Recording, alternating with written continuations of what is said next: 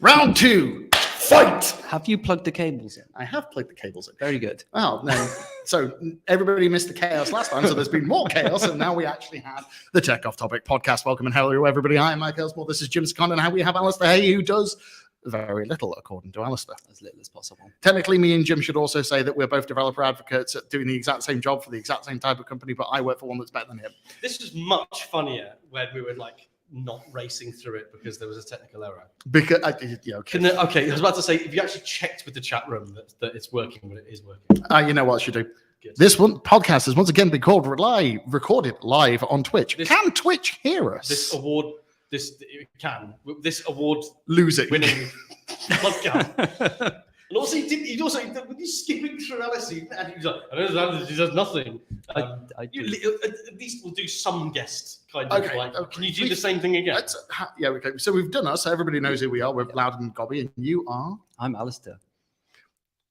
I'm just trying to make the chaos better. I build Kubernetes platforms for people who may or may not need platforms written in Kubernetes. And this explains why you spend a lot of time around Marcus.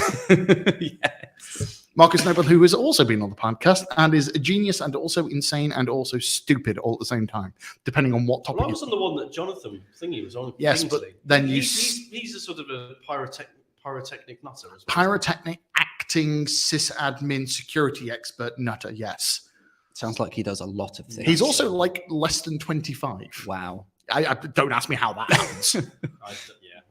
That's kind of crazy. We do have because this is an award-winning podcast. It's not. We have an agenda which we definitely did not put together this morning. To be fair, our best agendas have always been put together very last minute. That's true. Mainly by you.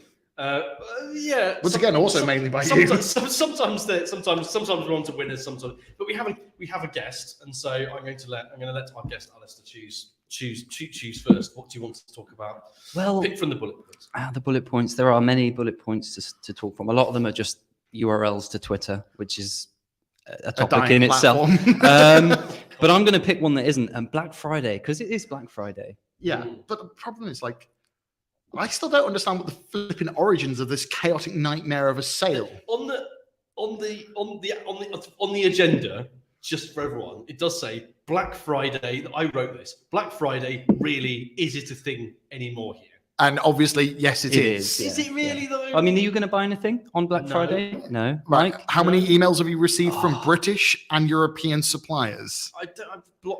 I have a very, very long filter list in my email. So is Mike on it? That would explain a lot. Yeah.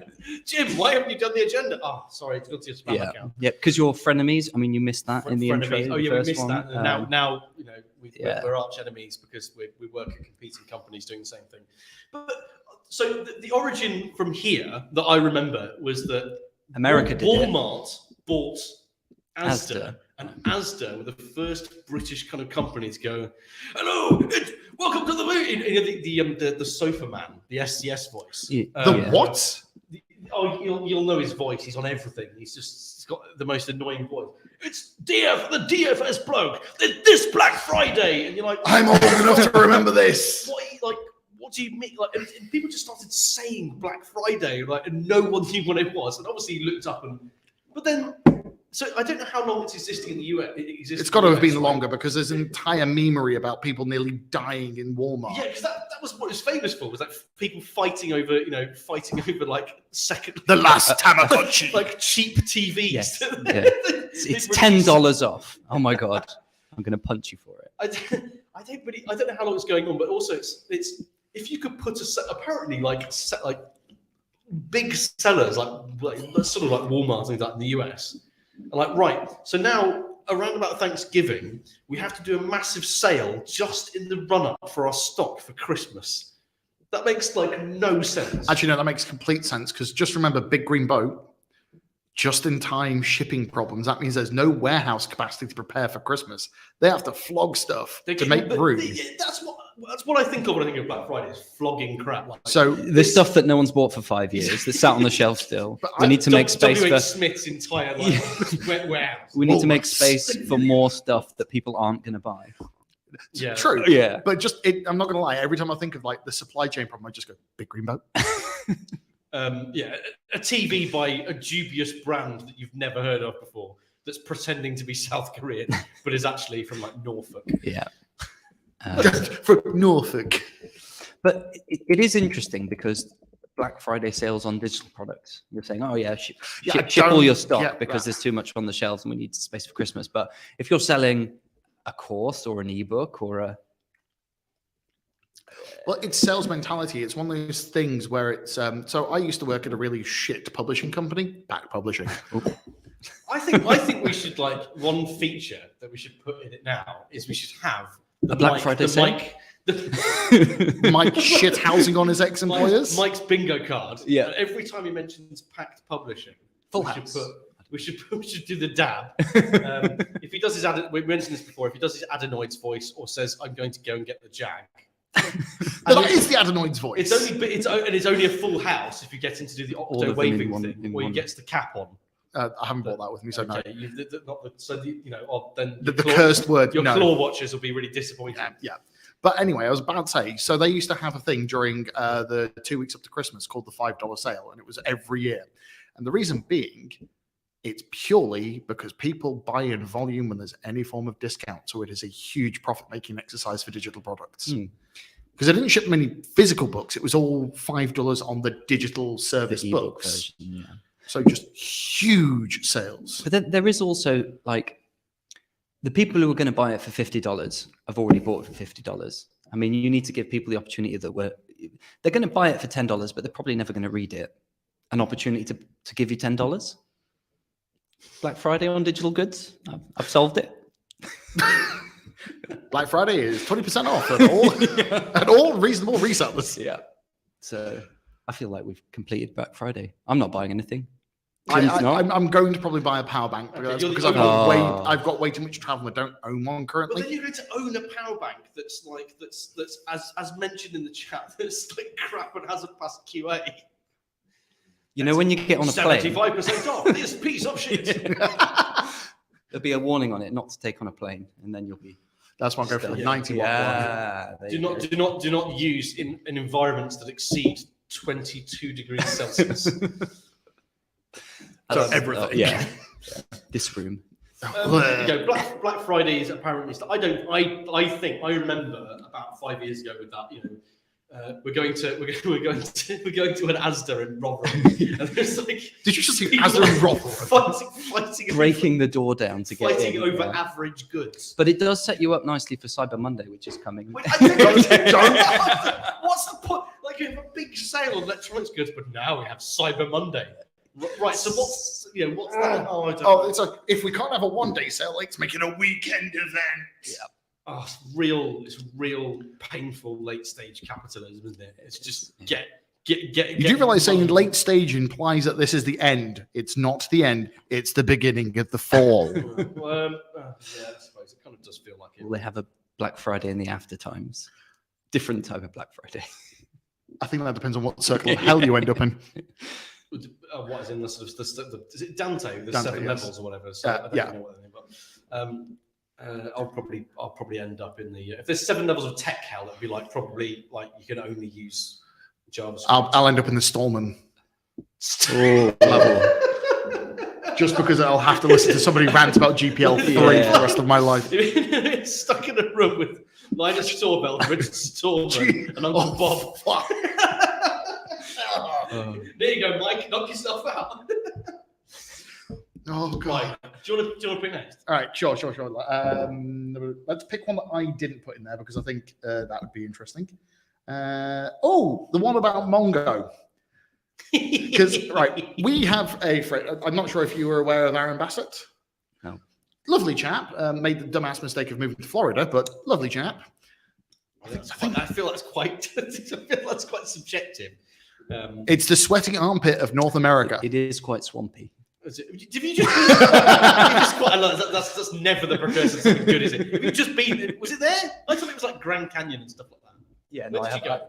Okay. The West Coast, yeah. Okay. Well, except Sivo's events now in Florida as well. So okay, so The only thing I think of is my dad's, because we went to Miami in 1985, and it was exactly like you'd expect Miami to be in 1985. Well, I didn't really get it. I didn't enjoy that holiday. There were lots of drugs.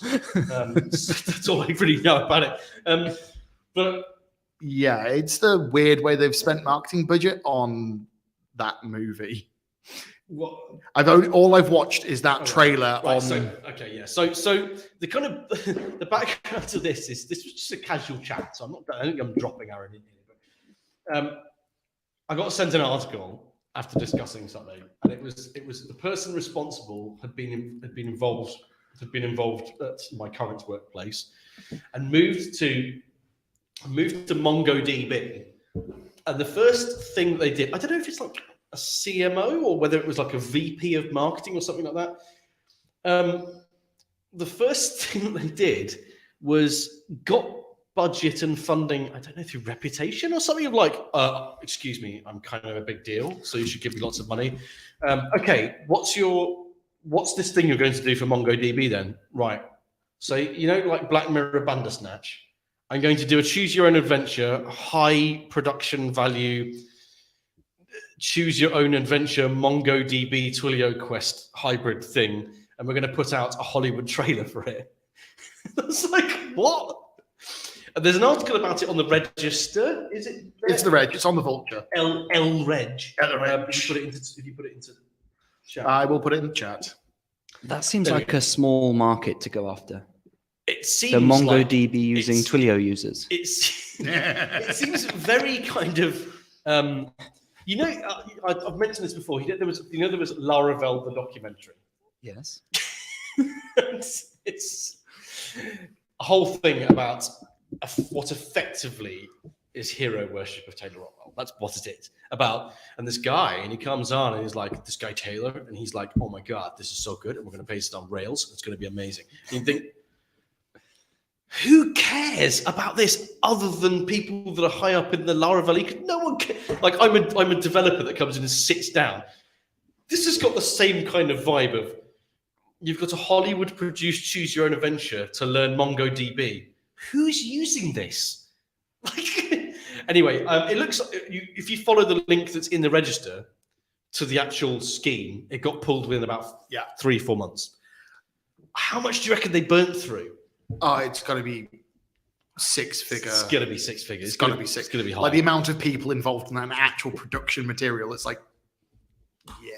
I don't know the person's name responsible. I'd love to know what they did next. But it's got that very empire building, like, I'm the big ideas person. I come in, I build this thing, and within 6 months, I think finance are basically horrified and go, get rid of him, get rid of him, get rid of him. But yeah, no, the horrible thing is, I actually genuinely think it's hilarious. It is from the outside. It's good to laugh at. It's like this is great to laugh at. It has zero value for marketing because you know what it does? It makes me hate Atlas just a little bit more than they already do. Yeah, but we are talking about them. Oh, so there you go. So maybe they are winning. Man has a point. It's the whole Katie Hopkins, isn't it? But you are talking about her. Yeah, exactly. Oh. Love her or hate her. Oh, softbacks. So we've got like I'll read out a little bit of the article about how the description is. To an on-trend for 2006 electronic soundtrack, it opens at some sort of concrete warehouse, but then we flash back to meet good-looking youngster at a launch party. She's the CEO of a games company. We follow another perfectly turned out 25-something who is the lead developer. She doesn't normally wash for days, but she's there for the party. They're having a badly acted argument over ownership of the company. The CEO suspects the dev is offloading shares. This has got very boring. Very boring. I was hoping for action. Something about the CEO's parting shot is to accuse the dev of not being able to remotely fathom people and speaking binary. There's a small bunny rabbit figure in the dev's drink. Cut back to the warehouse, and there's a red door, and there's a green door. So now we're going sort of Matrix, Donnie Darko somewhere. I hope the Wayback Machine has got this, because I want to see this, because this is gonna be great. Has anybody else got any parting thoughts about this bizarre thing? No. Like, I think it was funny, and I think we've taken it to its extreme. I'm glad I started, but actually, because I hadn't properly read some of this. Back in the warehouse, we see a mask. It's a Donnie Darko meets origami class construction. Hang on, so they essentially went to a rave and then just brought back some props. But this reminds me, you know, when they're talking about, like, you expect it to be like, yeah, it's go, and it reminds me of, and then it's actually a CEO arguing about shares with a lead there. Yes. So very topical, tech off topic. I'm going to do tech on topic. The football people are happening right now. Yes. And did you know? I think I can't remember if I mentioned this before. Have you heard of a film called FIFA? It's made by FIFA. It stars Tim Roth and someone else, and it's called Uniting Nations. And it's effectively an hour and a half propaganda piece about FIFA, and it's so bad, it's amazing. It's about the founding of FIFA and the intricacies of the political environment of the founding fathers of the football union. How they got away with fraud. Well, they mentioned that. Rampant misogyny. But yes. Someone who stars as Seb Platter, who commissioned this, he got someone to play himself. Well, and it's someone wildly inappropriate. It's not an old man who's losing his hair. It's a middle-aged, like, Hollywood actor. And you think, Seb, you've really... Ray Fiennes. Is that no? That's who they should have got for it. I think that someone like that was in it though. What's the name of the Sod off. What's the name of the dodgy? What's the name of the dodgy Russian? That he's French, but he's got a Russian passport and he's basically a shill for Putin. Depardieu. Steven Seagal. Yes, because every time you say, describe this person, he's French. Steven Seagal. Putin, though. What about him? Seagal is a huge Putin. Oh yeah, no, yeah. He live there. Or I think he's got permanent residence there and has he's like, wrestled bears with Putin. He's basically he's just a Putin shill, isn't he? But I think it's Gérard Depardieu. He was in it. Floppy Borisy tall man. That was it. Played Obelix. He was in it. And it's like, and this the trailer. You should just watch the trailer. It's amazing. We shall call this the Federation Nationale de Football. And you look at it and go, it's naming a football body. This is really fucking boring. Yeah. It was. That describes football. Ooh. Yeah, I'm not watching. Controversial. I'm not watching this World Cup at all. I just refuse to. So three nerds in the room go, football. You know what's great about it? I'm not watching it. Yeah. It's on. I've never been. I just have no interest in it at all. No, England were playing. I didn't even put on the TV. My brothers were still discussing it and going, "What about that?" And I'm like, "Come on, Jim. Come on, Jimbo. It's England." Yeah, but it's also England not giving a fuck. Yes. There is that. We're quite good at that. But then I looked at just at the lead up to it. I saw the article, BBC article about the fan zones. You're like, right. So there's so beer in the fan zones is available, not rather than the stadiums, but it's £12.50 for a pint of Budweiser, and it's 32 to 35 degrees. The capacity of the fan areas is up to 15,000 people, and there's no shade. No shade. The Brits will love that. Yeah. Shirts off. Have you heard about the fake fans? What? Oh, they've been hiring people to pretend to be from like mainly kind of India and Pakistan, to pretend to be and Sri Lanka. Yeah, they've been paid to fly them over to pretend to be fans. Hang on. Have they literally bought extras for a tournament? Yeah. Hang on. Supposedly. Allegedly. Oh, allegedly. We're not a big enough topic. Podcast. We can get away with it. If it looks like a duck, it's quack. Yeah. It's the whole tournament is very much a platypus. What a dreadful. We've managed to derail this about onto football. We've spoken more about football than we have about technology. That happens. To be fair, we started with Black Friday. Well, that is true. Yeah. Yeah, that happened. That's your fault, by the way. Yeah. Take responsibility. Okay, I'm going to do the elephant in the room. Oh God, which one? So, I purposefully asked Mike, who was in developer relations. Right. Have you got a link for me to start reading about this? Yes. Just go on Twitter. What I'm going to do? No. I've got to start you off gently. No, if I start Twitter, I'm going to start ranting about Musk again. Let's avoid that. No more. You even put Musk into the agenda. No more. What you need to do to start off with is you need to go to Google and type in Modern Front-Ends Live, and it's a conference, and click the first link, which is the website of the event that has just happened.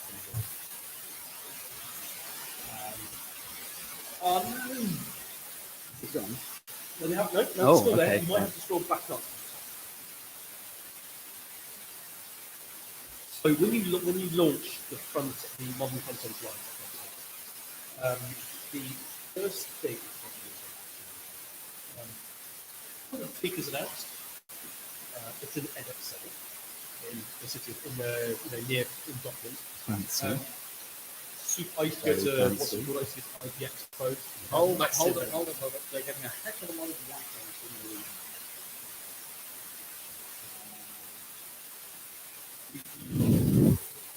No, it's. I think it's You're really waffling.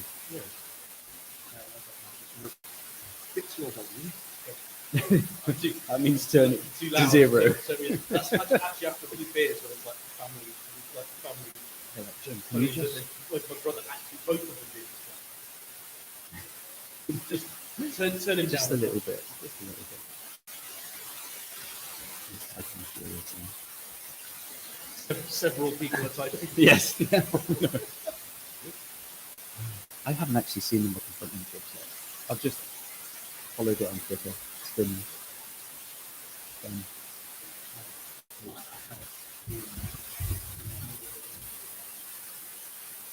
The venue. that is not a picture of the event. No, it isn't. Look at that. Wow. You're missing quality content. Can they hear You Jim? at least get the cut this out. I like it.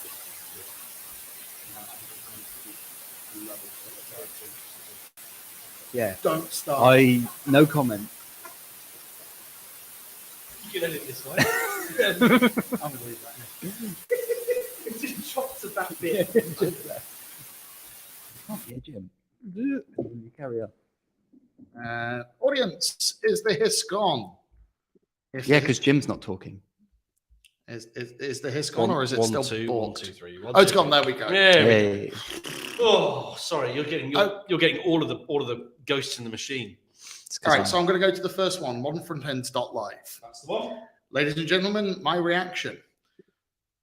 Okay, the conference has ended. Okay. Yeah. This is Cool.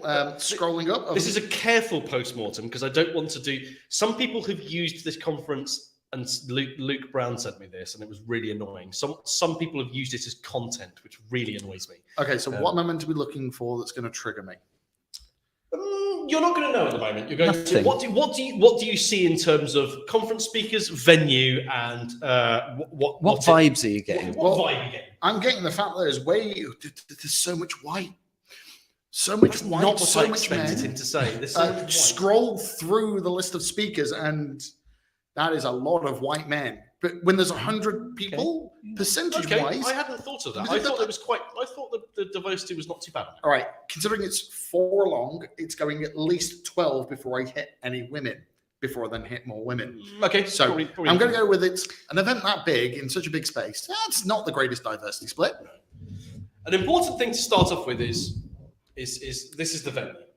All right. There are 100 plus speakers and there are 3,000 attendees. Okay, I can see that. Yes. Okay. What do you think happened? What could possibly go wrong? What do you think the reason why this has been brought up? What do you think might have gone wrong with this event that happened last week? Have somebody whip a cock out? No, big venue, no. 100 No. speakers, really fancy venue. Someone spent a lot of money on this. EdXL in London, EdXL. 100 speakers, 3,000 attendees. What do you think could go wrong out of all of that? Oh, my brain is just going there. Somebody put some very inappropriate booth babes on there right now. No, I mean, I think Mike's not thinking sort of. How about all of it? What? All of it. The amount of speakers, the way they were treated, that's expenses and hotels, the amount of people that were actually in attendance, the amount of look at the sponsors, how much was being charged for the sponsors. All of it went wrong. All of it. Okay. So not all the speakers turned up.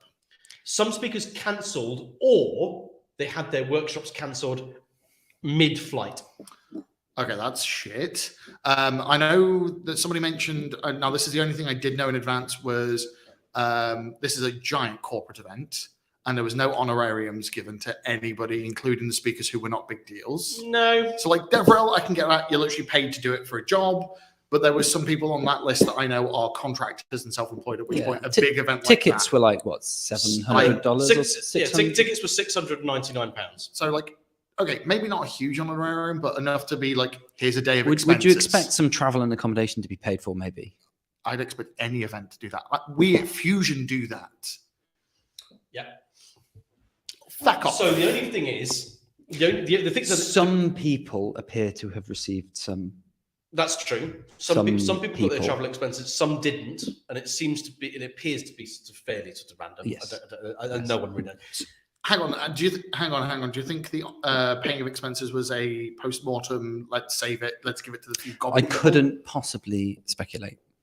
Okay, so it's definitely that they've tried paying off some big mouths. So it's like, oh, the big ones are going to overshadow all the little people we didn't pay. It is alleged, whilst speakers, etc., realised that there were two. Hang on, Chad just said Dylan Beattie didn't get paid for his workshop, and he does real good workshops. Yeah, if you want to go online and look at Dylan's write-up, or if you want to see Joe Franchetti's one, or you want to see Cassie Evans's one, they're all there. They've all spoken out, which is very rare. And it's a full kind of... Right. It's a full digest of their experiences. Joe not getting paid, I can understand if they're going, well, Abley's paying you to do it, because she's still employed by Abley, aren't they? At the moment, yeah, I think. Yeah, so, okay, that's part of your job. That is an expensible thing. Dylan Beattie is a self-employed trainer. Yeah. Like, this is how he makes his money. Yeah. That is unfathomably shit. And it takes, I think it's interesting, it takes a lot for people to speak up about things like this. And it was also quite telling the first two people that spoke up were women speakers as well. So it was a bit like, then the dominoes kind of, and I think people were sort of frightened too, but for that many things to go wrong, it was like, this is over the next couple of years, this is Tech's Fire Festival. You wait till you see the write-ups. I mean, the coffee was available for about 15 minutes in a break, one break, then quickly whisked away. How many people do you think turned up, Mike, to this 3,000 attendee conference? All right, based upon the way you're going with it. I have actually given the figure already, but I don't think you noticed. I definitely didn't. It's got to be what, like probably barely 1,000? No, it's lower. Low hundreds. Yeah. Of attendees. Estimates around 250. Yeah. The speakers made up a lot of the actual people that were there. Do you think the sponsors were happy? Sponsorship started allegedly. Sorry, all of this. Everything is alleged. Sponsorship started, Mike, for a 6-foot booth. Started at £30,000, but then they started coming down very quickly to about special offers for about 10 grand. There's a lot of people that aren't very happy about this. Oh my god! Okay, because I'm literally looking at the sponsor list and going, okay. Yeah, it's just Auth Zero, Microsoft. Was it Stripe or someone like? I can't remember. Wix, Netlify, Circle. So Google. Essentially, they the organisers, in all of their gracious greatness, they genuinely fooked this one highly. Because like the edXL, based upon, because you've done the same as me, you've reached out to the ICC to find out spaces for them. To book a space for 500 people with room to feed them, etc., is like 10 grand for the day or something. I think last time I checked was like 5 years ago, and it was 6 years ago. It was like 10 grand for like a day for less than 500 people with room to feed them and a bit of room for sponsors. Yeah. That's a room for 500 people. Oh, yeah, sorry. Also, we didn't explain what happened with the actual venue. So everyone was expecting to walk into edXL. Did they walk into the pub that's next door? And they were going, where is it? Where is it? Where is it? There were no banners. There was no There was no signage. There were no roller banners. There was nothing. There was no branding anywhere. And people found it, and it was like the meeting rooms at the end of the entire venue, which was like 3 rooms, which were like people struggled to find. Okay. I mean, the longer we go on, I'll remember something else. Oh no, my brain is just going. We can officially state that Tech Mids is an international success. Yeah. Everyone loved it. That's pulled it up. All the sponsors were happy. That's what you can take away from that. Is like you've run a successful international conference. How does that feel? Because you've had equal levels of sponsors, like the brands, the logos were equal. You've had just as good speakers, and except for Jim. Thanks, Mike. You should have known it was coming. There's the only tiptoeing around all this is some of the more intricate information. I'm not going to go into the organisers the most, but what I will say is it's very likely it was one organiser and it was someone very well known, and it was the first time they'd ever done something of this size. So all of this doesn't add up. It's all a bit very strange. Yeah, it's a bold move to try and do something like that first time. I would say, to get into, unless you're hiring an events company to do it, even then, to do like an unknown named brand. You know, it's like before the local Tech Mids conference to here, you'd had there was the grassroots. You had the Golang meetup in Birmingham, and then sort of involvement alongside Brum.js, pretty much, right? Yeah. And then occasionally buggers at Fusion. So it's these it's sort of ranging from about sort of 60 people to about 200 people, something around there. Yeah. And you get to learn the ropes of how to do it. And that's... Hang on. Wrong. Do tell. Well, I've been involved with Fusion, and I learned by running a flipping conference first. I'm saying this in Alistair's case, not in your case. Oh, no, I'm just saying, like, you can learn from nice small things. Yeah, that's how you start off. You start off except some of us don't. Some of us do the exact same thing as this without fucking it. The size of when you started Hackfriends was 150 people. Yeah, it's not, you weren't aiming for 3,000 at one of the most prestigious venues in the country. No. Especially as I wanted to run it in Birmingham. That 3,000 developers off their asses into a conference in Birmingham. Good luck with that. Did you do the first one in Digworth? Basically social. So, mate. Yeah. So, yeah, that's the sort of now an infamous thing that will go down in history of if you want a textbook example of how to do this. By the way, the organisers, as it's happened, have not apologised to anyone, and during the event, they're actually telling people to stop complaining. This is a new watershed event. We've already had one in town. It is actually. We've already had one, and was it PyCon 2016? The point at which we started introducing code of conducts for pretty much everything. Yeah, I think it was PyCon, like 2015, 2016. I thought the real shitstorm was one of the Ruby ones. I thought it was Ruby was really. Was it Ruby? Ruby, I think it might have been Ruby. But it was just like it kicked off. Like we had white supremacists, huge misogynistic moments on stage. Does this sound like the Python community to you? Good point. No, the DHH Ruby. I think it's Ruby. It's fucking DHH. We've already had. So we've already had one of those watershed moments, because before that there had always been problems, but it had always been things like excessive sexuality through the form of booth babes and stuff like that. But then we had that watershed moment of like speakers and people being a problem. That is a delicious beer, by the way. It's also available in Hale Zone. Very good. It is. And now we've got the litmus moments of what not to fucking do. Yeah, and this is before. After we've finished this podcast, then you will get. There's about 8 or 9 blog posts. I'll be reading Joe's and Dylan's. People have actually described everything, and it's a horror show. It's a total horror show. So people running to the shops to buy refreshments for people because there weren't any available. The food was packaged sandwiches for lunch twice. Hang on. They had a meal deal. Yeah, people were going to get. People were running to going like as much as they could carry back to the venue. All right, okay. I go to Comic-Con in the EdXL, and I expect to go to the booth things, the shops in the middle, because that's what it is. I go to a professional conference that I've paid an excessive amount of money for. £699. I expect to have at least a decent amount of picketed grub. Yeah, it was something went wrong somewhere.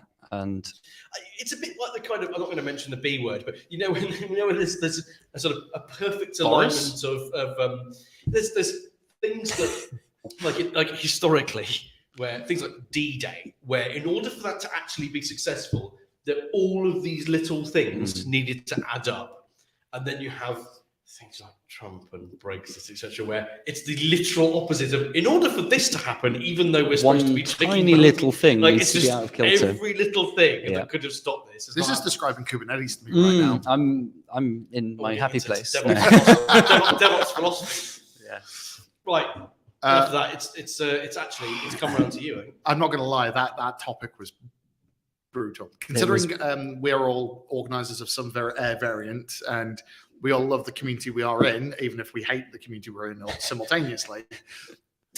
You tell me you run a thing and go, I love this. And you run a thing and you go, I'm never doing this again. And a few weeks later, how are you feeling? You've booked the venue for next year. Yeah. Yeah. So just saying, the hate is real for a short period of time. Yes. Yeah. But okay, that one really hurt. You were very sensible to not let me read that, because I've just been scanning BT's post and yeah, and they're all different, and they're all a bit like that. Oh yeah. Let's move on. Let's go on. I can give you an ultimatum. Pick something funny. Funny? Oh Jesus! Yeah. Oh God! I don't know. Funny. Is tech ever funny? No, it's not. It's very honest. All right, no, I'm going to tell him what to do. Okay. No, that doesn't work. No, because he started it when I know nothing about this. I know which one this is. This is a topic of Alistair's choosing. Exactly. So I'm throwing him under that bus. You own it. The Linux Foundation paying Linus Torvald 1.6 million, which currency, because of its yen? US dollars. So that's okay. 1.6 million pounds a year. Not quite. Okay. So the Linux Foundation is a 501c organization in the US, and you can go and download its latest financial reports or whatever. Was this in one single payment? No, this was yearly kind of total comp, including cash and like deferred benefits or whatever it was. And I think I can't remember the exact figures. You can go and look it up, but it was like half and half, cash and not cash. But this all came up because I was at a conference last week, a CNCF conference, which is part of the Linux Foundation. I would say at this point in time, it's so big that it is its own beast. But it started as part of the Linux Foundation. I think it's. I don't know whether it's. No, it's still under this. I think it's part of the same legal structure. I'm not sure. When you pay the CNCF, you're paying CNCF, not Linux Foundation. Right.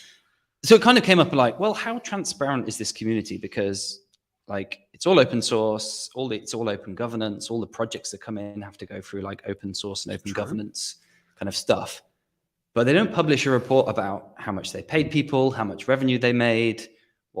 I think they do one which is like, this percentage of our income came from sponsorship, this percentage came from courses, which again is its own topic in itself. Courses for free software. Pay me, please. So it kind of started like, can we find out a little bit more about it? And it kind of evolved into a discussion at the conference around, it's a not-for-profit organization, but like how much should we be paying, or are we paying some of the leaders of this organization? And turns out quite a lot, but also not that much. Okay, explain yourself. So that's so aggressive. Explain it. I'm sorry. That's a lot of money. It is a lot of money. It's not like, it's just like it's a lot of money. It's a lot of money, right? So if you walked up to the average person on the street and went, do you want $1.6 million US total compensation a year? Almost all of them would immediately say, yes, that's a lot of money.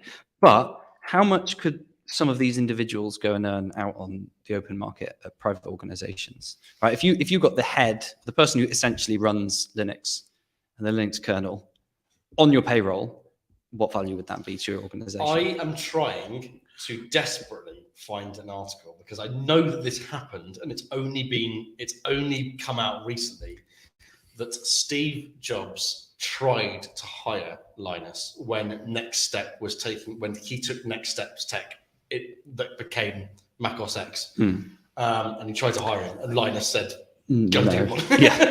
which is not surprising. But I wonder if there's rumors about what that figure would be, because that's all totally private. So that's like, yeah. But like the value of that to some organization that, you know, has a lot of code which depends on the Linux kernel, right? Intel or other there's a whole organization. That, the value of there for those like influence on those top leaders would be astronomical. So paying them like $1.6 million total comp a year, and that I think is the highest number on that sheet. I might be wrong, but it's not that much. Yeah, when you think about it, like Google, Intel, the Node found Nearform, one of the bigger contracting companies behind Node. Yes, I'm a JavaScript guy. Do one. Every one of the major players within the Node Foundation's upper echelons are employed by one of those people, so they have a stake through one of the core members. So you're essentially buying influence in the project and taking because it in there are your guidelines direction. because the Node Foundation is also a spin-off from the Linux Foundation. Yeah. So there are guidelines over the amount any one organization can own as an organization, but that doesn't stop them having private individuals on their payroll. Yeah. So it is. Oh wow, this is like American style lobbying in the open source world. Yeah, of course. Yeah. Oh wow, when you think about it, that's bad. I don't like the sound of that. No, was it COP27, and it's like the people who said the most were the lobbyists for the oil companies out of the Saudi Arabia. What I've also read about recently that I find fascinating is that the subsidiaries and shell companies of oil companies are the ones financing the what's the people that throw the tomato soup at the paintings? What are they called again? The Just Stop Oil. Yes. The what? The Just Stop Oil. I think they. Oh, Just Stop Oil. My brain was saying Just Stop Oil. It's like, yikes! Like, you're trying to pronounce something Dutch. That's getting cut. No. Listeners love my crap accent. Okay. So, unlike when we're in the pub, Mike doesn't stop me; he encourages me. Yes, I could see that. if you want free entertainment. So they're being the people that are throwing the tomato soup at Van Gogh paintings, and they're going, just say no, and it's very sort of feels like a good sort of throwback to like. Do you remember Swampy? Do you remember Swampy? Do you remember it? No one remembers it. So it was one of the extensions to one of the Heathrow terminals, and he was a classic kind of crusty, and he dug himself under where they were going to build the road and lived there for 2 years or something. No, there was someone who was only just pulled out, wasn't there? No, that was tunnel in front of Euston. Okay. Because they did the exact same thing where they built. Swampy was the OG. Right. Okay. Back in your day. I didn't actually know about the Euston thing. Do you not remember the camp outside of Euston? HS2. Yeah, the HS2. HS2, yeah, they were. So they built a Vietnamese tunnel, tunnel system to not be pulled out. Oh wow! Like hidey holes and everything, and the police couldn't go in for health and safety reasons. It's the smell. So just laughing at hippies. It's a terrible take to have, isn't it? So everyone's going to hate on me. So from some research, I think from some like The Guardian recently, it turns out the oil companies are paying for them to do the protests because it's really embarrassing. Does it make the whole cause look ridiculous? Is that yes, the kind of? Yes, it does. It looks ridiculous, and it almost doesn't because people look at it and go. It gets people dragging the protesters off the motorway because they're causing a bit of a traffic jam, rather than actually listening to the message. Yeah. So it kind of makes sense, and it does. It just gives you this horrible sense of the sort of the men in suits, and they're all controlling everything. What they call them the tin hat wearers, the Illuminati. Illuminati. Oh, here we go. Here we go. Let's get on to lizard people. Oh god. This has escalated quickly. No, because lizard people, then we have to talk about meta. I don't want to do that. No. I don't have the energy to deal with the metaverse. Conspiracy theories about the lizards and the tinfoil hat people are funny, but meta's just not funny, is it? You start lizard men, that's where you end up. Isn't it supposed to be the other way around? Like, you're supposed to start about Facebook and then end up. We started talking about alien landings, and now we're talking about Zuck. What's the opposite of Karen? Sorry, the Space opposite. Karen. No, what's the male equivalent? God damn it, there's a name for them. Is it Kyle or? I remember this. It's a male Karen. Male Karen. Wow. I've seen someone. It was like Chad or something like that, isn't it? Or Chuck or something like that. Is the chat going to tell us? Come on, listeners. They are listening, and Kevin. Oh, sorry, Kevin. Kevin Lewis. Yes, Kevin. Facebook's real. So we have got wildly off topic, which is fantastic. Did you not see the name of the podcast? Yeah, I got it. Yeah. You've listened to this before. You must have done. We're talking about men in tunnels called Kevin, Yeah. or not? Maybe, I don't know. Where do we go from here? I don't know. We were talking about lobbying within the open source world. The opposite of Karen is Kevin, and Kyle drinks Monster and punches holes in walls. It's like, so that's most of Central England on a Friday night. Yeah. Do you think it's just like I'm doing this on purpose? The kids these days. The kids these days. There's this senior dev that he was really, really talented. I used to sit next to every day, and he was about 20. Hang on, did you two ever? No, sorry. No, 24. I'm not. I'd quit. Yeah, me too. Fuck you, I quit. So there was this senior dev, and he was like 24 or something, and he was on a really, really good wage, and he was absolutely brilliant as a developer. His breakfast every morning was 2 cans of Monster Energy. And you're like, mate, what are you doing? How do you function if you're taking that amount? It's fine. Honestly, every day, Monday to Friday. Until you get to about 29 and have a coronary. Pretty My much. brain's just going, right, I'm sorry, after a cup of black coffee, I only need to go to the toilet. 2 cans of Monster. My entire body's escaping afterwards. It's like, okay, I'm Just need to get used to it. You're I'm too a old. crackhead that doesn't use like Class A's. You know what I mean? I don't. Did you not hear he was 24? I mean, at 24, I probably could have done. Your whole life. I probably could have shotgunned 2 cans of Monster before breakfast. I mean, before breakfast. Hang on. Did you say shotgun? Yeah. Did you? Yeah. Show my age. Whenever you do that hole in the can thing. Yeah. And you have to like, yeah, let's do the hole in the can. Way. We've lost video. I mean, the video's there. But This is the best off topic. Yeah, we've actually lost the camera. This is great.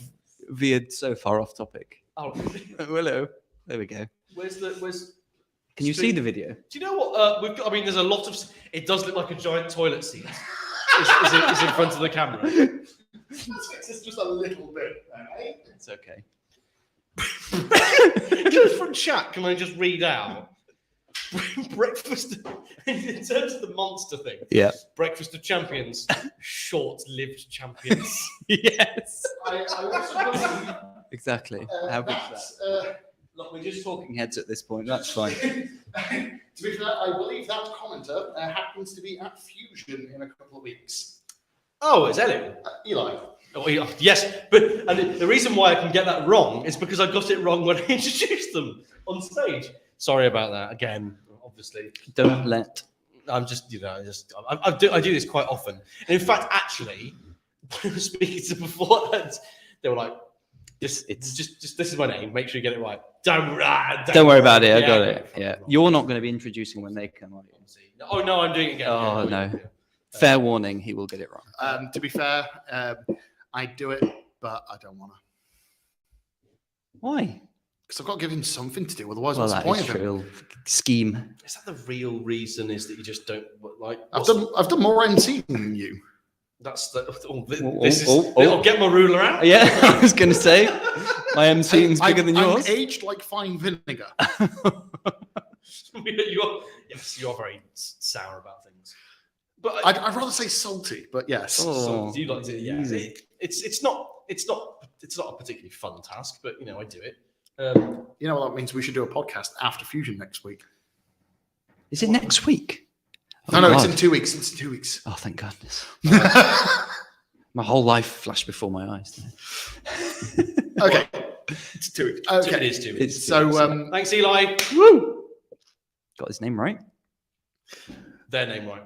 Their name, sorry. Who's next? and if you tell they're in Devrel, the next quote is, "Oh yeah, I should probably write the slides for that." Do it on the plane. Do it on the train. I've got talk on Tuesday. I've got one slide. It's the opening slide. Of course. Your face on it. No, but I've got 2 slides now. No, I definitely should do that. Yeah. Just my face. Right. So, is it? Actually, it's my go, isn't it?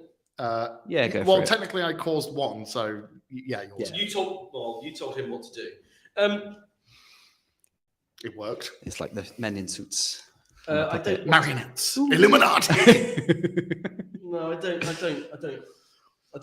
don't want Musk. Please. No, Please. I refuse.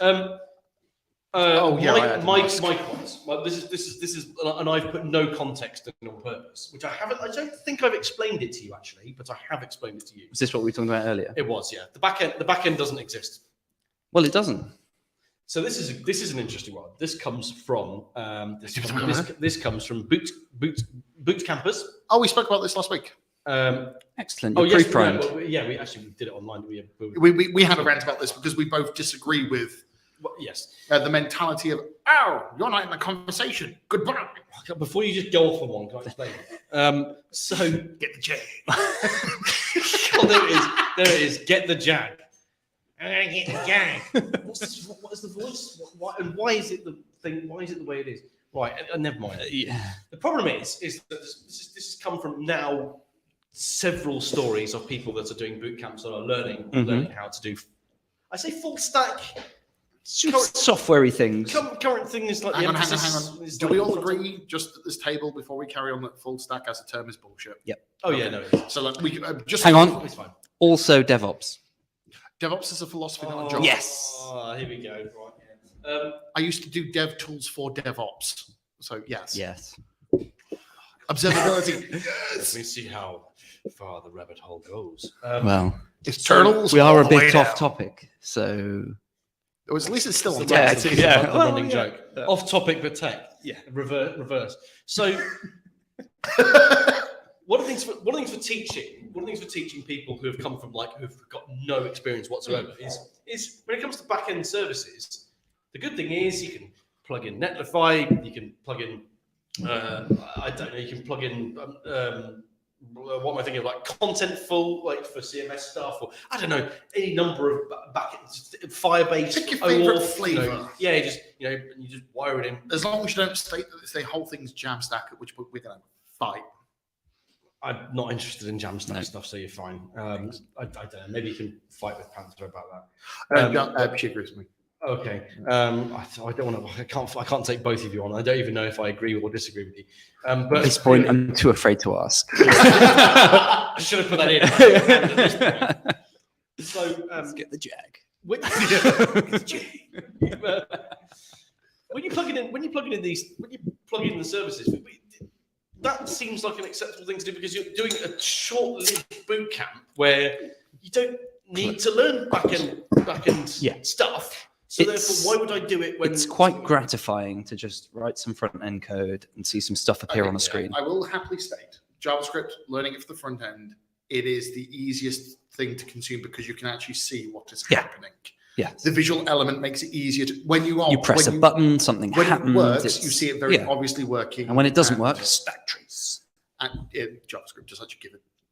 No, it's to be fair, it's half. All that's in my head is now I need to serve the app. Webpack says no. Yes, you've got the config. Oh wrong. shit! Yeah, when you're talking about like getting into build tools, nightmare. Let's just say you've got a functioning app. No, let's just say you're vanilla JS. Oh wow. Simply just npm run. I prefer PNPM. That's what I've learned this week is a new build tool called PNPM. Yes. Good. I thought that Vite, Lidl is the name of the. What's the Vite? Hurdy. What's the flavor of the JS month? Vite build tool for Vue and some other stuff. Infinidash sausages. Yep. Sausages. Sausage JS. It's the new compiler that does all of the things so that it packages your JavaScript perfectly. Bun in the oven, sausages in the oven. Eli's just called us out. Oh, no. What did we get wrong? You just need to read it, and I'm just going to watch your face. Is it me? No, it's us. Oh, okay. It's both of us because we've both said it in the last 5 seconds. Oh no, have I done something wrong? Nope. I've probably done something wrong. Oh no, I was looking at the last one. Ladies and gentlemen, Devrel, we sorry, both use the term simple and just. Sorry, Yeah, I thought that was the that joke. was on purpose. That's the joke. Yes, but the fact that as a job, we really shouldn't be doing that. No, as a joke. Come on. I got it. I'm sorry, but yeah, one simply just doesn't say just simply. I've got this. I do have Ned Stark in my head, but I love If you want to use the Elastic Stack, Just simply install it and compose it up. Yeah, it's not hard. and then straight into production. Boom, Get the jag. Get the jag. To be fair, that's what it should be. The celebration. Yeah. It's not gonna lie, I have done that. Why are these people talking about Fargate and EC2? Docker compose up. Get the jag. Don't give a shit. Simply throw the rest of it out. Yes, Eli, it was a joke. Yeah. But Mike, I think there's guilt on this. It was a joke from me, but I don't think he was joking. If we listen back in the post-edit, in the cutting room floor. I do have to listen to this twice. Oh. So, where were we? I'm really sorry. We were, back ends are dead. Long live the front end. Okay, so not entirely incorrect, purely because of the fact that there is an entire stack designed around, so you can have front ends and CSRF compliant APIs to hook up to it from third parties. Great. Mm-hmm. This is a boot camp trying to teach you the basics. I'm sorry, my dudes. Do you want to learn CSRF in the first 16 weeks of learning how to program? I don't ever want to learn it. So that led on to a question from one of the boot campers in general saying, so people have started to say that the thing is that sort of the learning back end to be a back end developer is kind of obsolete. It's kind of irrelevant. And so I'm hearing that going, I'm sorry, what? What's he? People are saying that now. We just lost our way with because we can just use no code and then we have no code to worry about. Yeah, but we can use no code. Who writes the no code? And then we drag and drop your back end as like an AWS. It's just like the C compiler is written in C. How do we get the first C compiler? Chicken and egg. Yeah. Oh, there's no code anymore because we're all just using no code. But no code builds the no code. Going, where does it begin? Yeah. For those of you not watching, no. It's the meme of the 1970s man with the turtleneck with the space brain exploding. That one. Yeah. Steve Jobs. Man. Generic man would turn. Oh no, someone's CSRF and over cores and most of these things are just general banes of my life. What were banes of your life? You're not that much of an engineer anymore. That's the best parts. The best part is I don't have to deal with these things like building software where someone's looking over my shoulder going, how long is that taking you? You don't send code samples to Elon for code review, no? They print them off. You print them off and fax them to him. And they don't just bring us back to Elon, please. Papa Elon is everywhere. Did he just for clarification? Because I didn't realize. I'm sorry, and I'm trying to keep it as irrelevant as possible. Did he? I didn't click. This didn't click until about 2 days ago. Did he walk into Twitter HQ armed with the sync to do the tweet of "Let that sink in"? Is that the only reason he brought a sync in? I don't. Oh, Daddy must. I've been off Twitter because you told me not to look at it. What the hell have I missed? Oh, this was ages ago. Long time ago. When he bought, I say, it's like a long time in politics October? now applies to tech. No. That was 2 weeks ago. Yeah. When the day that the takeover got completed, he invited. I didn't have to invite them. All the press turned up as he walked into the Twitter headquarters, carrying with a a sink. porcelain sink because he's Elon Musk, and then put out a tweet saying something like, "I bought Twitter. Let that sink in." And I think it's the only reason he bought the sink in. This is like he's was going a to have a 44. physical person to like him, just so there's somebody to like him. Yeah. Oh my! We're on Elon Musk. We should move on. It's all We should move on. all roads lead to. Yeah. Normally in our schedule there is a bit at the bottom, topics to avoid. We forgot to fill that. Yes. Yeah, but you can't. The you bird can't, app. You can't avoid it, can you? Oh yeah, the bird. That should have been the bird app. I do like our master We also where it's just didn't the bird app. We didn't do our roll the dice. Predictable. The predictable. Oh, it's because Hold on. My one was that AWS were going to introduce a product that no one knew what it did. But reinvent next week. Reinvent next week. Yeah, We okay. did So it a week early. next week you can keep that. My other one was England are going to win the World Cup because I'm not interested in the World Cup for the first time ever. We can't find So out for we like can't do that 3-4 weeks. And we started on the German octopus that predicted the scores. Yeah, and there was You had Masterton's going to take over. no, Twitter. it was it, and now I'm going because I had a new article for this. Hive. Oh, Hive, yeah. Oh. Where did that come from? Yeah, well, I- I didn't hear about that, and suddenly it's The like, only- I've got a Hive account. So on Twitter, I saw a tweet about Hive. And the only thing I know about Hive is that your username isn't unique across the platform. What? It may not be right. To be fair, because that's all the I've same as seen on Mastodon. Twitter, like your can be used by anyone. So don't Hang on, so there's no don't rely such, on it. There's no such thing as it's you. I'm going to go and fact check myself So, now because all I did was If I you want saw to this get, on like, Twitter. Corporate things. If you want to get look at this, isn't it cute and funny that Burger King and McDonald's have got social media people arguing, like making jokes to each other. To be fair, it's very- Wendy's Twitter account is amazing. I have seen some funny things from Wendy's. And also the cathedrals thing that happened, that was quite funny. That's not less corporate. Do you remember when all the cathedrals were joking amongst themselves? British cathedral accounts, that was quite funny. But We'll miss this. that's what I enjoyed about Twitter was I'm just going to was a miss- nonsense. You know, I'm going to miss Terrence's open bench what was his Twitter open account. bench? As in Terence Eden. Terrence Eden. What was his open bench? So he helped with the project, which they recorded all of the memorial benches Okay. and then put tweets out about them so that people can correct the information, etc., as well as like just know that they exist. And it's like, you know what? Things like Mastodon and this Hive bullshit, as far as I can tell, going to be like, it's not going to allow for that like quaint, nice little bot sort of behavior. Because there's nasty bots. There's all the horrible like, here's my prom. That's what you went for. Here's my prom. Well, yeah, but because I don't know where else to go. Or like buy my Bitcoin. Well, yeah. Yeah, these scammy bot accounts. And then you're going to have these quaint little ones, which are just automated. Like, oh, here's a memorializing. But also the repeated ones, like the same face of Steve Buscemi every Friday. Like, I love that one. Or like, welcome to the weekend.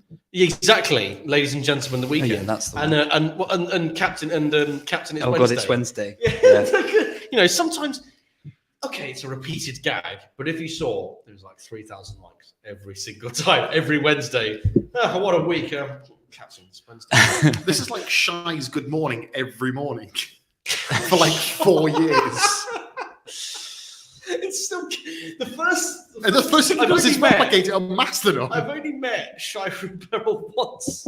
Shy's lovely. And the first time I spoke to him, he was lovely. I met him at DevRelCon. And the first thing I did, because I had to do it, I said, "What was the motivation behind that picture?" "Good morning. Good morning." He's like, "I did it." Are you aware of what this is? No. There is a gentleman who used to be DevRel for Twilio and used to Twilio, work the Contentful. I and can't remember where it was he started at Major League Hacking a long time ago.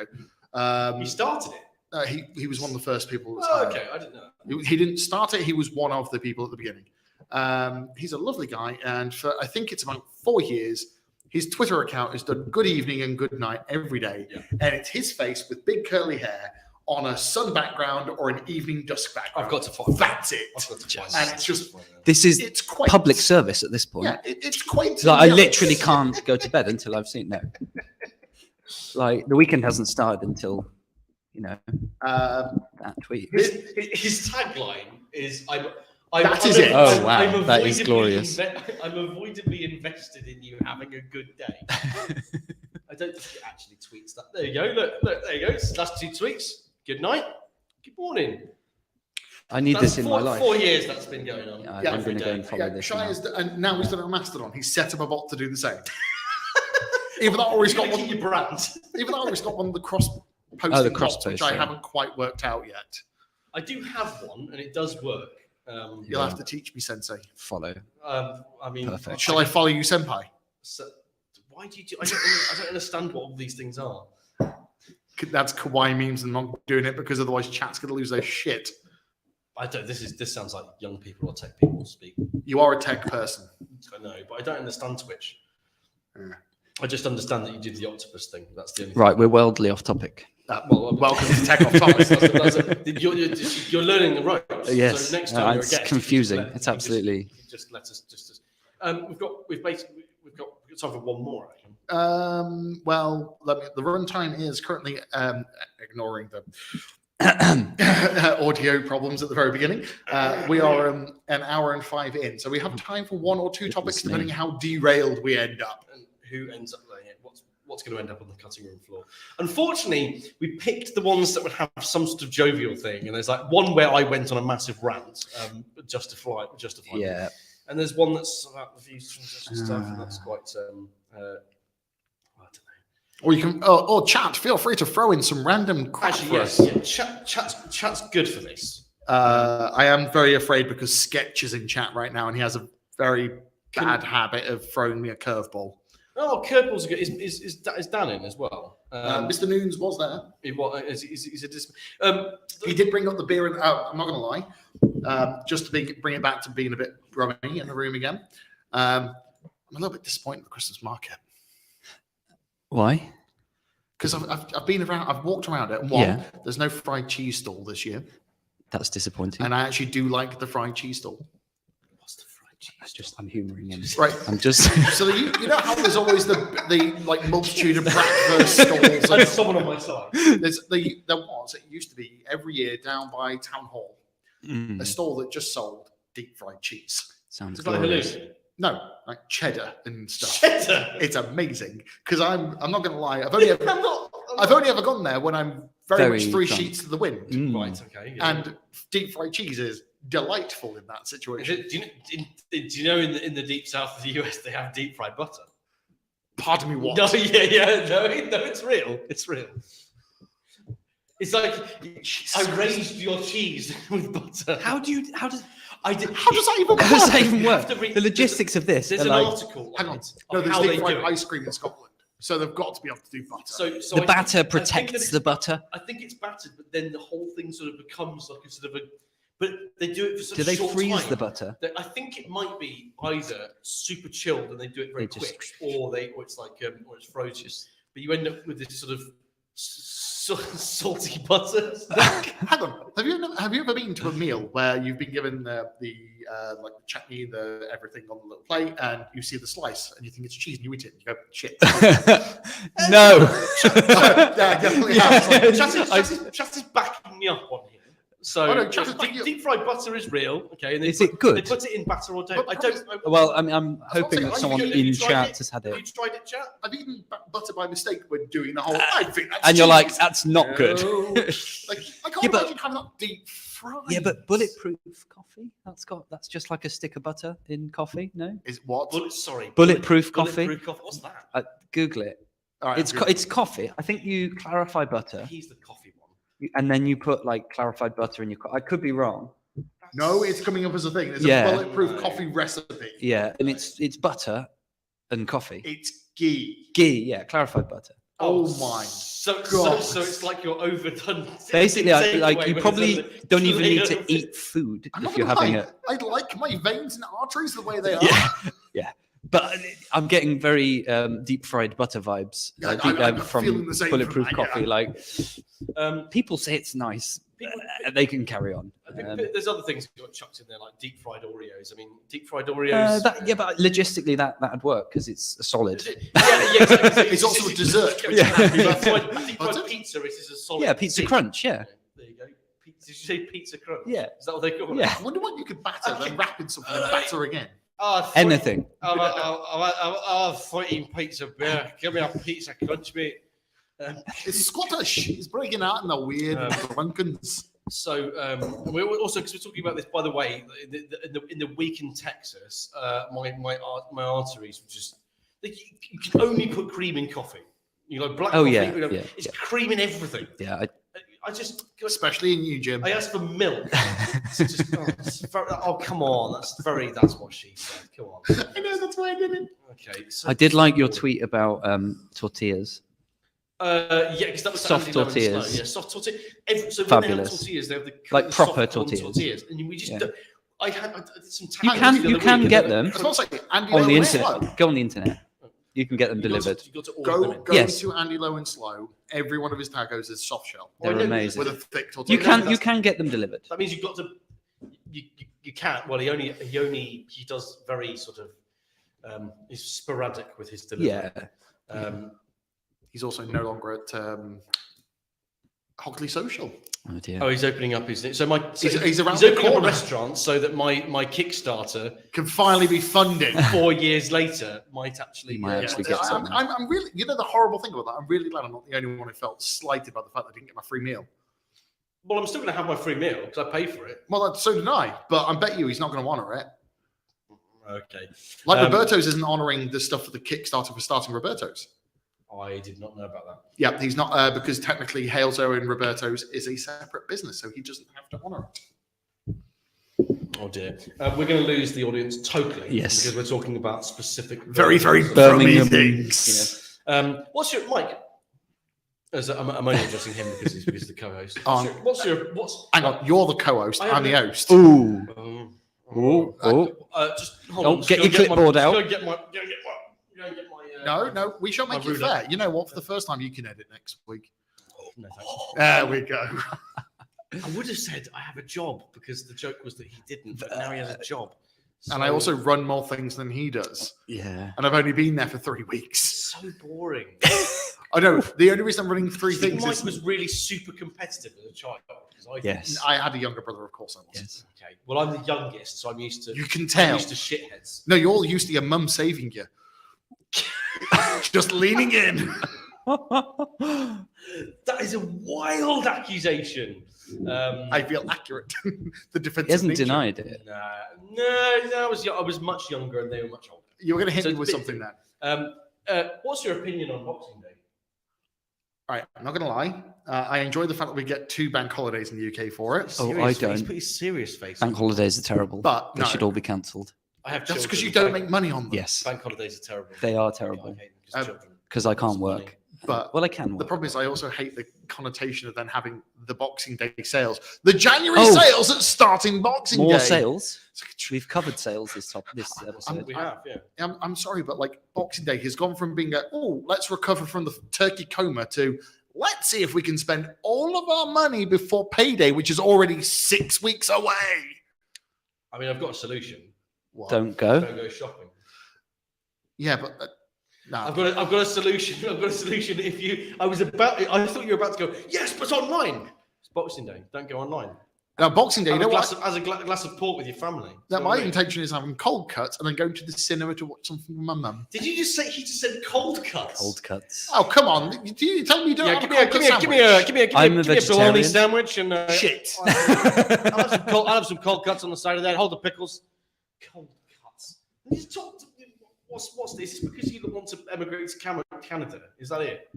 No, I've been calling cold cuts for years, but it does help that I do want to get the fuck out of this place. Cold What would cuts. you call them? Just like I don't know. Sandwiches. Oh fuck, was it? Kit cooked meats. Me, There we go. They're called- called leftovers. Leftovers, yeah. no, it doesn't become leftovers until it becomes turkey curry. But I What if you- do the turkey What if you curry. bought the food specifically for Boxing Day? Then I it's not have also leftovers. done that Yeah, already. so But Not no, but leftovers. you always, if you order a turkey, yeah. you always end up with leftovers because it's impossible to have have less than you need. You always end up with leftovers. At which point they're Yeah. cold cuts because they go in a sandwich. It's always a cold cut for a sandwich. Cold cut. Cold cut. It's always a cold cut for a sandwich. No, I don't dig it. What about a hot sandwich? It's a pork bat, mate. Okay. Did you say bat? Bat. You say bat? I did. Yeah. Well, I mean, you are from North Staffordshire. Yes, I am. Thank you very much. No, I'm not. I'm from Staffordshire, not the north. I'm not Stokey. I mean, there's a North Staffordshire. And there's a South. A South Staffordshire. Yeah, that's why I'm from in the middle. It's Stafford. Okay. Because it's at the top of the bottom of the one. He didn't say Cobb, which I find strange. No, because Cobb is very Stokey and above. Isn't it the They didn't say Cobb in Stoke, do they? No, they it will be a barn cake. It's barn East cake, yeah. Midlands and Birmingham. Well, no, because you also go farther north and it gets into weird stuff as well. Like you go to Uddersfield. Isn't it Batch and stuff like that? Yeah, it's like I don't know how one country can have so many names for just a bun. It's a bread roll. It's a bread roll. For those North Americans, this is what we call a hamburger bun that isn't for burgers. Is it though? Oh, for God's sake! I don't think it's that. I love the stereo with that. I don't think it's that. It's much bigger and it's not for burgers. It's for your cold cuts. To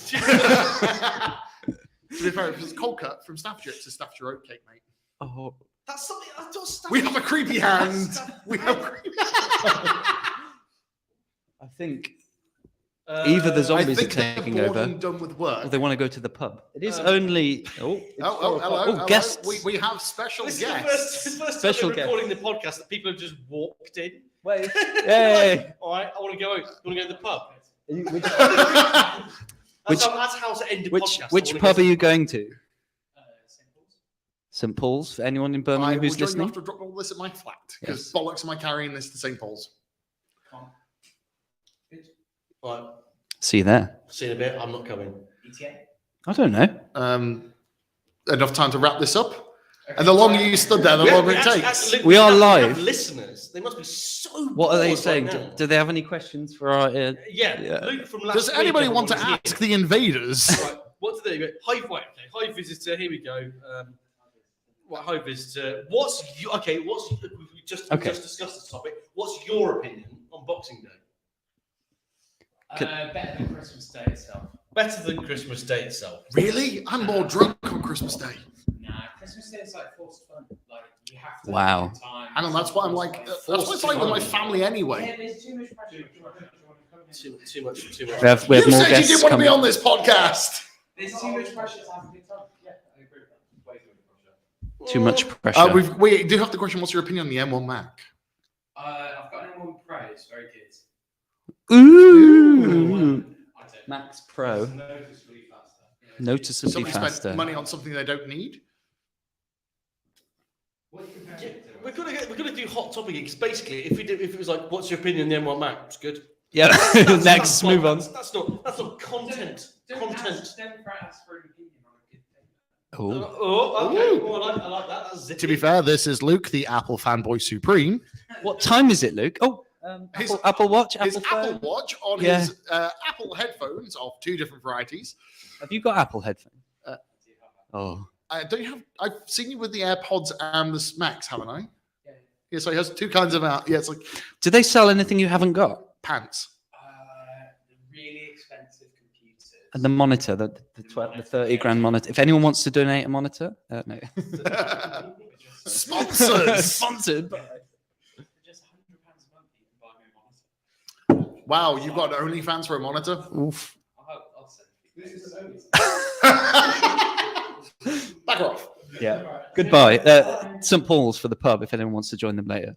I hope I'm giving listeners like FOMO. I don't think anyone on Spotify listening back would be like would want to hear it. No, but the people on Apple podcast would definitely want to listen to this back. Fanboys. I've left the other ones. I haven't read out the things that came into the chat because they're basically things that are going to extend it, and I've got to go home at some point. Yeah. Oh, for God's sake! No, they can't We have keep more. away. What's this?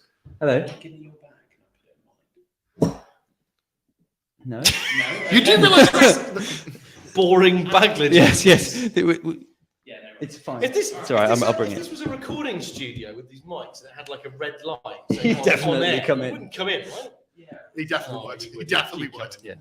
Okay, ladies and gentlemen, you know what? I think we've officially reached the point where called Off Topic has left the fucking room. Good. Okay, so thank you very much, everybody. I'm assuming Alistair had fun I did. with Thank disturbing his work today. Yeah, I should have. Done at least 2 hours of work. It was We basically ruined your night, and now it's 10 o'clock deploying to production, right? Yes. Something like that. Yeah. Sorry about that. So, yes, thank you very much for listening. Yeah, we'll see you when we get round to doing this again. Would you ever be a guest again is the question. Yes. That's contractually binding. Right, That's thank you fine. very much, everybody. See you later. Bye. Bye-bye.